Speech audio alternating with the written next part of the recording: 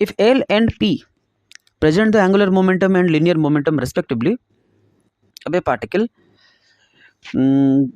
of mass m having position vector r equal to a cos omega t plus j sin omega t, then the direction of the force is dash.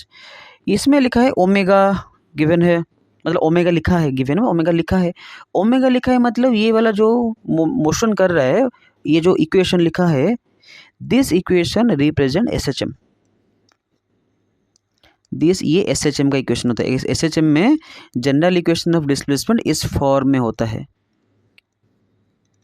General equation इस form में होता है. R vector equal to either ये R vector equal to सिर्फ A cos omega T होगा या ए sine omega T होगा, ये दोनों का प्लस होगा. किस फॉर्म में होता है, ठीक है. तो यहाँ पे लिखा क्या है, L and P represent the angular momentum and the linear momentum respectively of particle mass m.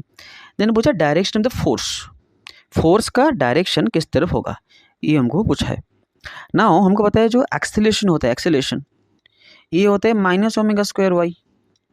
इसका मतलब एक्सेलेरेशन ये वाई वेक्टर, वाई मतलब यहाँ पे ओके, यहाँ पे वाई डिस्प्लेसमेंट होता है, लेकिन यहाँ पे हम क्या करेंगे, वाई की जगह लिख लेंगे. तो एक्सेलेरेशन होता है minus omega square R vector. इसका मतलब acceleration is inversely to minus R vector, sorry inversely नहीं, ऑपोजिट माइनस है.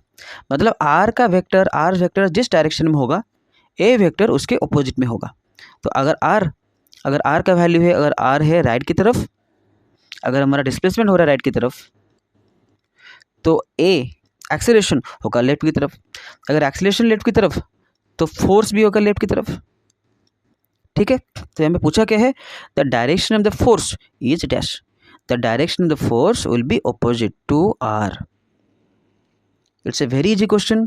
लेकिन अगर तुमको ये इक्वेशन SHM को रिप्रेजेंट करता है, अगर ये तुमको ये नहीं पता है तो तुमको ये भी नहीं पता होगा. तो ये तुम नहीं, मतलब उस टाइम में तुम्हारे दिमाग में नहीं आएगा.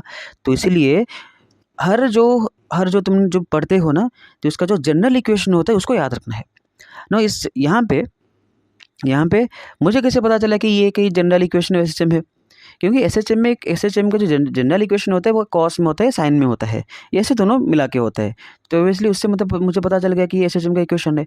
तो अगर SHM का इक्वेशन है तो ये भी वैलिड होगा, A vector equal to minus omega square R vector. उससे मैंने कर लिया तो हो गया.